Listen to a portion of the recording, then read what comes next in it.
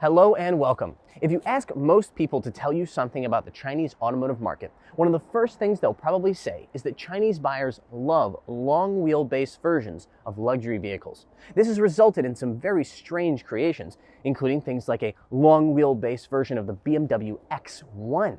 Well, it's time to add another name to that list with this. This is not an Audi A6. This is also not an Audi A8. This is an Audi A7 L.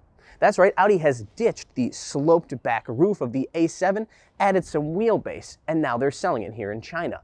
Is it a huge mistake or a stroke of genius? Let's find out.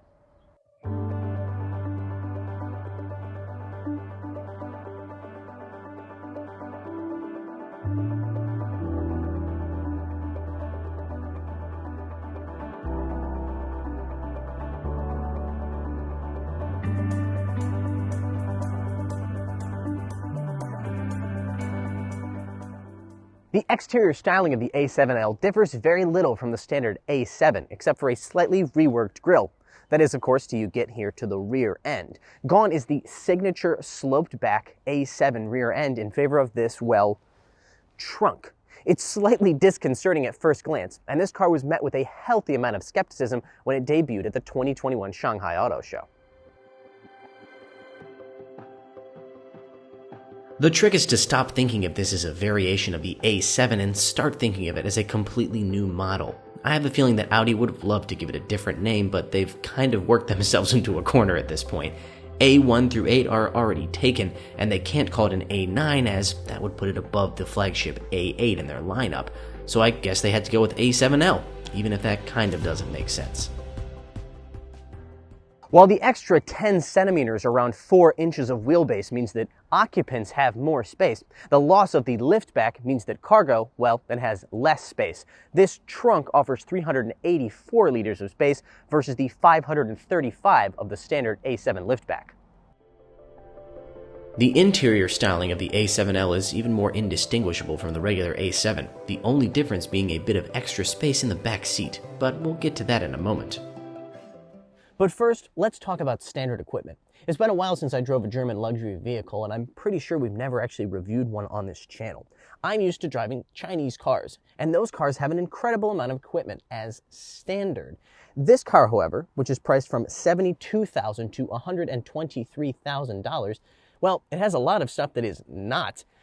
If you pick a $72,000 entry-level model, you really don't get very much. You don't get a wireless charging pad. You don't get a adaptive cruise control. You don't get cooled or massaging seats. In order to get those options, you either have to select them and pay more, or you have to get one of the highest trim level cars that cost in excess of $100,000.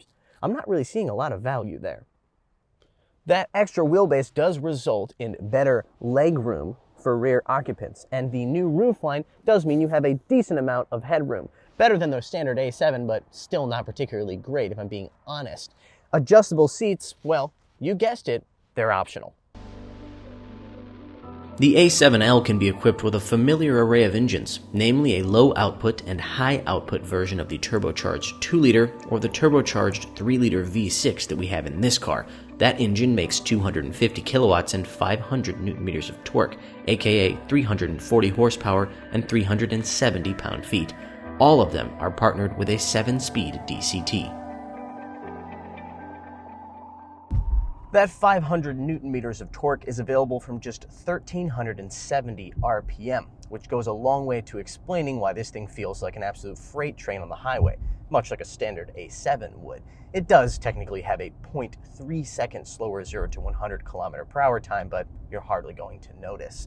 This thing, however, does drive essentially like a softer version of an A7 that I'm sure is explained mostly by the added wheelbase. All 3-liter turbo versions of this car come with the air suspension, which means it's adjustable for both height and firmness. While the A7L does feel softer in all of its suspension settings compared to a standard A7, that doesn't mean there's no driving pleasure to be found. In addition to that impressive acceleration that I mentioned before, you also have very direct steering, and you even get a little bit of road feel communicated through the steering wheel and the seat of the pants. These cars also come with Audi's DAWS, I believe it's called, rear wheel steer system, which means greater stability at high speeds and a much smaller turning circle, something that really comes in handy with this long wheelbase car. The rear seats are still very comfortable once you're on the move, though I'm not sure it's quite as comfortable as the backseat of an A6L. And there is a more noticeable amount of tire noise back there thanks to the 21-inch wheels on our car. Put simply, I think the best way to describe the A7 is it's basically got more space than an A6, but it drives better than an A8. That's a pretty good area to be in.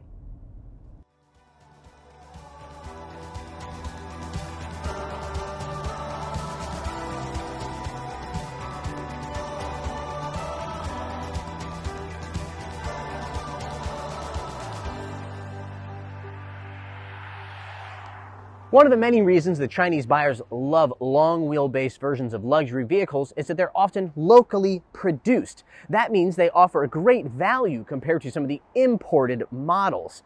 The A7L is produced locally, but I'm not really sure I see the value proposition in it. Therefore, I don't expect sales to be very high. But hey, maybe I'm completely wrong and customers will fall in love with it. Only time will tell. Thank you very much for watching today's video. Be sure to check us out on Instagram and Facebook. Links in the description. And as always, like, subscribe, and hit the bell.